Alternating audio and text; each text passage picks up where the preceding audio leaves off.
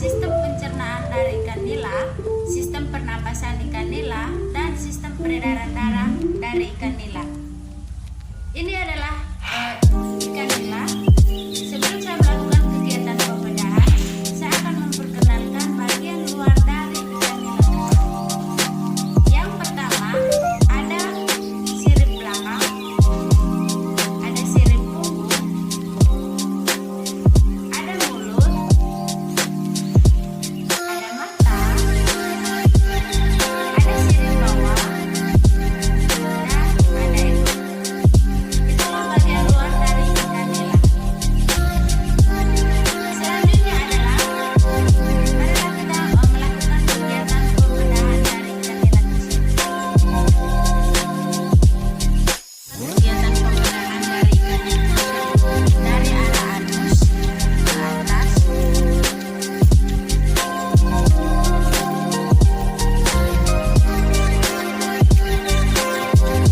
sampai menyentuh di bawah kaki pingsan.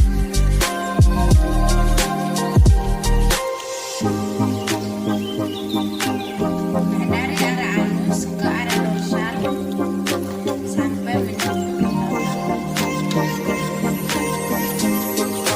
dorsal.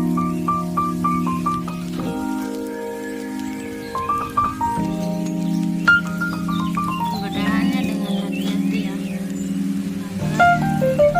tidak merusak organ lain dari ikan tersebut.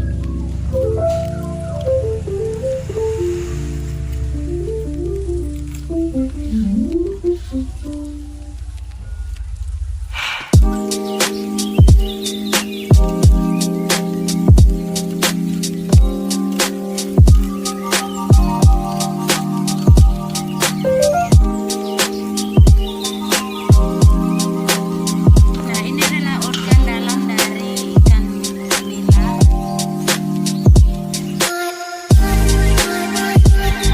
Sistem pencernaan mulai dari mulut, kemudian makanan menuju ke esofagus. Di esofagus terjadi gerakan secara vegetatif. Setelah itu makanan dimasukkan ke lambung. Di lambung terjadi proses pencernaan secara kimiawi yang dibantu oleh enzim pepsin.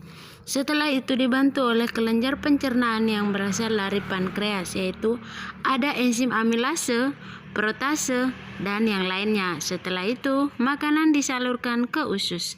Di usus terjadi pencernaan sari-sari makanan, dan setelah itu masuk ke retikulum. Di retikulum terjadi penyerapan garam air sentior. Setelah itu, makanan menuju ke usus. Yang kedua adalah sistem pernapasan. Nah, sistem pernapasan pada ikan nila ini Posisi insang dari ikan nila ada di kepala dari ikan tersebut atau bisa disebut dengan cepal.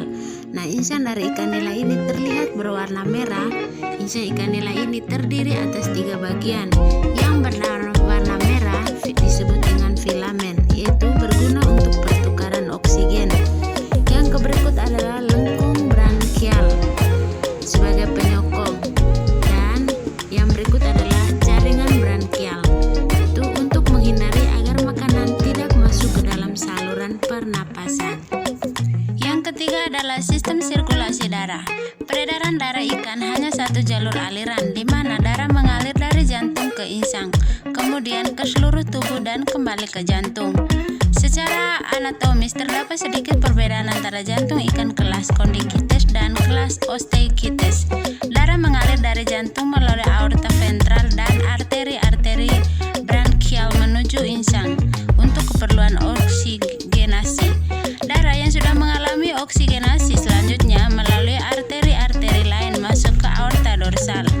Aorta dorsal selanjutnya mengalirkan darah ke seluruh tubuh. Menurut Subowo menyatakan bahwa otot jantung terdiri atas serabut-serabut otot yang bergaris-garis melintang seperti halnya otot kerangka.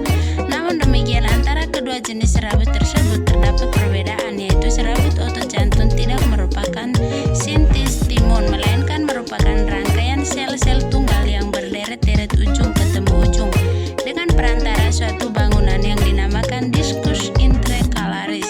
Sel otot jantung tidak terbentuk silindris biasa, melainkan bercabang-cabang sehingga memberi kesan adanya kenyamanan dan 3-dimensional. Inti sel otot jantung tidak terletak di bawah sarkolema, melainkan di tengah sel. Kontraksi otot jantung di luar pengaruh kehendak. Oke, baik, saya akan memperjelaskan bagaimana proses pembedahan dari ikan bandeng ini. Yang pertama, dari arah anus ke atas sampai di bawah insang. Dari anus ke arah dorsal atau ke atas sampai menyentuh tulang belakang. Nah, dari insang ini ke atas sampai menyentuh tulang belakang. Setelah proses pembedahan selesai, barulah bisa nampak organ dalam dari ikan bandeng tersebut. Ini adalah organ dalam dari ikan bandeng. Yang pertama, kita akan membahas tentang sistem pencernaan secara anatomis. Struktur alat pencernaan ikan berkaitan dengan bentuk tubuh, kebiasaan makanan, tingkah laku ikan, dan umur ikan. Sistem atau alat pencernaan pada ikan terdiri dari 2 bagian, yaitu saluran pencernaan atau tractus digestivus dan kelenjar pencernaan atau glandula digestoria. Yang berikut kita akan membahas sistem pernapasan insang. Nah, insang ikan bertulang sejati tersimpan dalam rongga insang yang terlindung oleh tutup insang atau operculum.